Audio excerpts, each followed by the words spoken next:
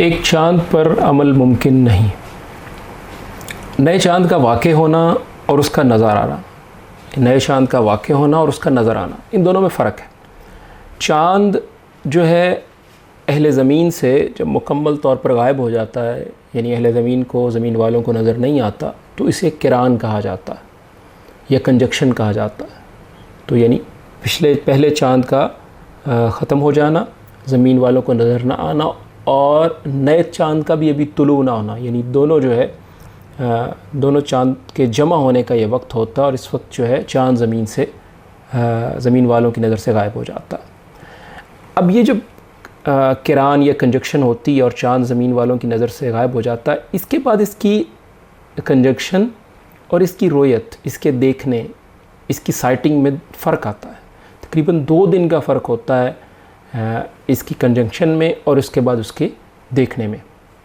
तो एक किरान से या एक कंजक्शन से दूसरे कंजक्शन तक 29 दिन और 12 घंटे के लगभग जो है ये टाइम होता है। चाँद वही होता है मगर नई गर्दिश, नए सर्कल का आगाज़ हो जाता है। हम कहते हैं नया चाँद तुलू हो गया।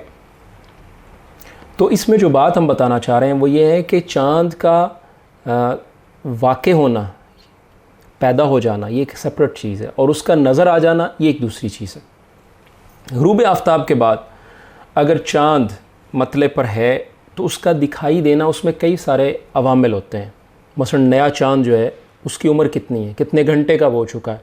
अमूमन जो है 24 घंटे से ज़्यादा चाँद की अगर उम्र हो जाए, लगभग 27-28 घंटे, तो फिर ये नज़र आता है। इसी तरह चाँद की बुलंदी जो है वो कितनी है, जिस जगह से चाँद को देखा जा रहा है, ज़मीन से उसका जिस जगह से देखा जा रहा है उसका फ़ासला कितना है। इसी तरह ज़मीन से कितने फ़ासले पर है और मतले की क्या कैफ़ियत है, फ़िज़ा शफ़ाफ़ है कि नहीं है, जिस मकाम से मुशाहिदा किया जा रहा है वो बुलंदी पर वाक़ है, पहाड़ से देखा जा रहा है, ज़मीन से देखा जा रहा है।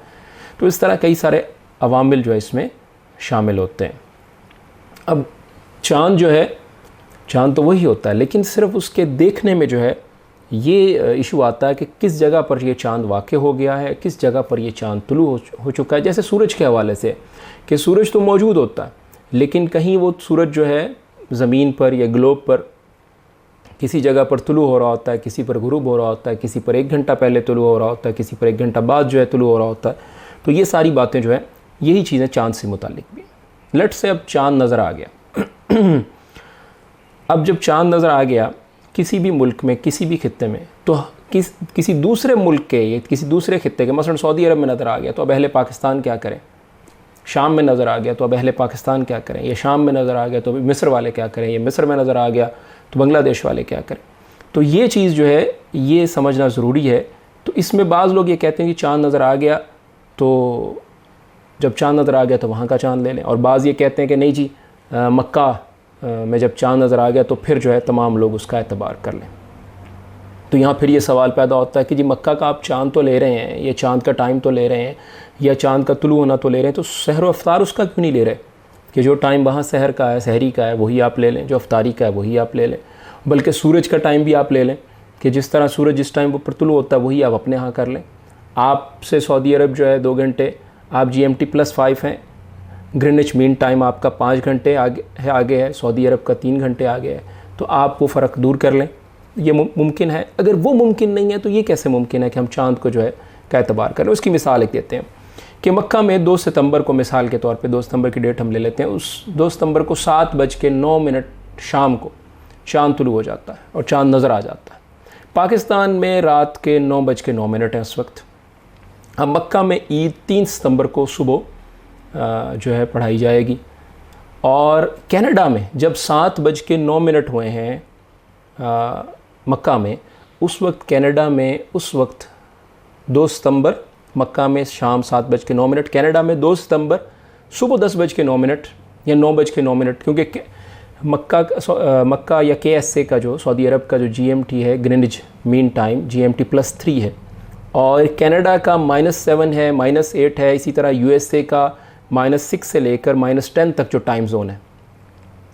तो जब 3 घंटे प्लस GMT 3 घंटे वो हो गए और 9 घंटे ये हो गए, तकरीबन जो है 7 घंटे ये हो गए या 8 घंटे ये हो गए, तो 3 और 7 10 घंटे, ये 11 घंटे कनाडा पीछे है। तो अब कनाडा में उस वक्त 9-10 बजे क्या होना चाहिए कि जब सऊदी अरब में चांद का ऐलान हो गया तो कनाडा वाले जो हैं जो 10 घंटे पीछे हैं या 9 घंटे पीछे हैं अमेरिका वाले, कहीं जो है सुबह के 9 बज रहे होंगे, कहीं सुबह के 8 भी बज रहे होंगे, कहीं 10 बज रहे होंगे। तो क्या ख्याल है, उनको रोज़ा मुकम्मल करना चाहिए अपना 29वां, या चूँकि चांद नज़र आ चुका है वो उसी वक्त ईद की नमाज़ अदा कर रहे हैं। अब उनका रोज़ा भी जो है, अगर वो 29वां रोज़ा रख रहे हैं तो क्या उस रोज़े को तोड़ेंगे और फिर उसके बाद कज़ा देंगे? तो ये एक बड़ी कन्फ्यूजन को क्रिएट करने वाली बात है जिसकी जो है कोई ज़रूरत मौजूद नहीं है।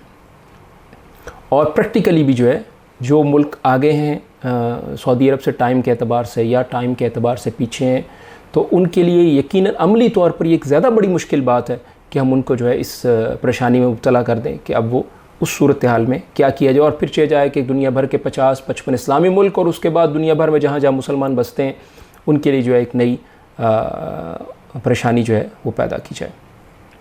एक सवाल और है कि कैलेंडर जो कहा जा रहा है कि जी हम कैलेंडर बनाएंगे हमारे एक शख्सियत की तरफ से, एक मिनिस्टर की तरफ से, और ये ऐप बनाएंगे। तो अब सवाल ये है कि ये जो ऐप या कैलेंडर बनेगा ये हकीकी चाँद को देखने पर होगा या फार्मूला है कि जी ठीक है चाँद पैदा हो चुका है, कैलकुलेशन के एतबार से पैदा हो चुका है, नज़र नहीं आ रहा तो बस ठीक है आप मान लीजिए। अगर ये कैलकुलेशन के एतबार से तो फिर ये अल्लाह के रसूल सल्लल्लाहु अलैहि वसल्लम की जो तालीमात है कि चाँद को देखकर, जैसे रोज़ सूरज को देखकर हम, हालांकि सूरज तो मौजूद होता है, हर वक्त मौजूद होता है, आपके अगर तुलू नहीं हुआ तो दुनिया में किसी और जगह पर तुलू है। मक्का में जो है मिसाल अभी जैसे हमने कहा कि आपके पास शाम ज़ोहर 2 घंटे सऊदी अरब पीछे, आपके 3 बज रहे हैं, तो सऊदी अरब में जो दोपहर के 1 बज रहे हैं, आपके जो है यहाँ इशा का टाइम हो रहा है, सऊदी अरब में भी मगरिब का टाइम होगा।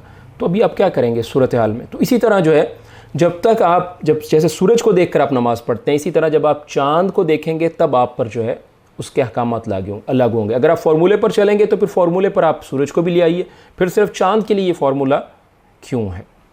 तो अगर इसको फार्मूले पर चलाया जाता तो अल्लाह के रसूल सल्लल्लाहु अलैहि वसल्लम के हुक्मों के मुताबिक नहीं है। और अगर इसको हकीकत पर चलाया जाता है तो फिर अगर उस दिन हमारे यहाँ जैसे चाँद, सूरज ताख़ीर से नज़र आता है हमारे यहाँ 2 घंटे, और हमारे यहाँ चाँद उस दिन नज़र नहीं आता, या सूरज 2 घंटे ताख़ीर से नज़र आता है, तो चाँद उस दिन उसकी रोयत नहीं हो पाती इसी ताख़ीर की वजह से या किसी और जो हमने असबाब ज़िक्र किए हैं, तो फिर जो है फिर कैलेंडर फेल हो जाएगा, फिर ये ऐप फेल हो जाएगी।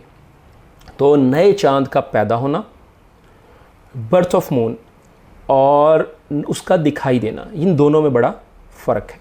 जैसे बच्चा जो है माँ के पेट में होता है तो नज़र कब आता है? जब वो माँ के पेट से बाहर निकल आता है, और वहीं उसी वक्त से उसकी उम्र का आगाज़ होता है। इस तरह बीज ज़मीन में उग रहा होता है, लेकिन नज़र कब आता है? जब वो ज़मीन फाड़ कर निकलता है। तो हालांकि ज़मीन में उगना मौजूद होता है, उसका बीज मौजूद है, पौधे की इब्तदा जो है उसकी बुनियाद मौजूद है। इसी तरह सूरज 24 घंटे मौजूद है, नज़र नहीं आता, नज़र आएगा तो नमाज होगी। चाँद भी मौजूद है, आपके यहाँ नहीं है तो किसी और मुल्क में मौजूद है, 24 घंटे मौजूद होता है, नज़र नहीं आता। जब नज़र आएगा तो माह का आगाज़ होगा। तो ये बुनियादी बातें समझना ज़रूरी है।